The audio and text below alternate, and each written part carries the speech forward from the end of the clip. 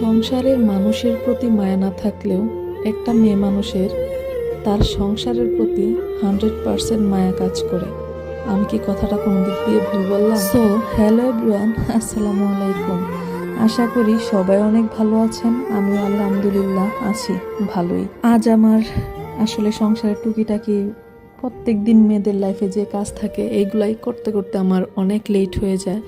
যেহেতু তাবিয়ার পরীক্ষা, তাই সকালে বেশ 2-3 ঘন্টা সময় আমার তাকে দিতে হয়। আর আজ তার কথা ছিল যে তাকে আমার চিকেন রান্না করে দিতে হবে, অবশ্যই আলু দিয়ে। তারপর ওই কথা মতোই আমি আর কি রান্না শুরু করে দিই। সকালে ঘুম থেকে ওঠার পরে আমি আর কি মাংসটা ভিজিয়ে রাখি পানিতে।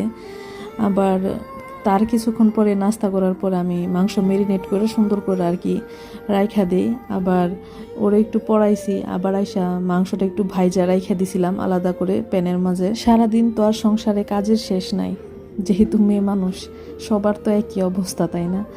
তারপর আর কি এদিক দিয়ে আমার রান্নার কাজ চলতেছে, আবার তাবিয়াও জ্বালাইতেছে যে ওর আজকে পড়ার চাপটা একটু বেশি হয়ে গেছে এই জন্য। এদিকে আমি ওর সাথে কথা বলতেছিলাম আর রান্নার কাজ চালায় যেতেছিলাম। ওরে বারবার বলতেছিলাম যে দেখো দুপুর হয়ে গেছে, তুমি যা তাড়াতাড়ি গোসল করে আসো।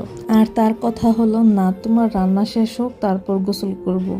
আর একটু পরে পরে বলতেছে আমার এইটা করে দাও ওইটা করে দাও, আর কি তারে জুস বানায় দিতে হবে বা একটা না একটা কিছু তারে গোসলের আগে দিতে হবে।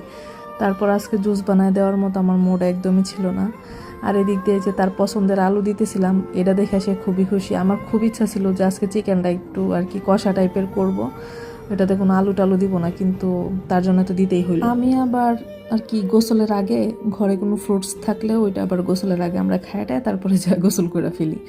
এটা ছোট থেকে অভ্যাস হয়ে গেছে এরকম। আর তাবিয়ারও অবশ্যই আর কি গোসলের আগে একটা ফ্রুটস দিতে ট্রাই করি। এই জন্যে গোসলের আগে এত বাতাস আর আকাশটা এত পরিমাণে সুন্দর ছিল, এইখানে বারান্দায় দাঁড়ায় দাঁড়ায় আমরা খাই। আমাদের ছোটোখাটো খাওয়া দাওয়া শেষ করে এখন আমাদের দুপুরের বড় খাওয়ার জন্যে ভাত বসাইতে হবে, তাই এদিক দিয়ে চাল ধোয়া শুরু করে দিলাম।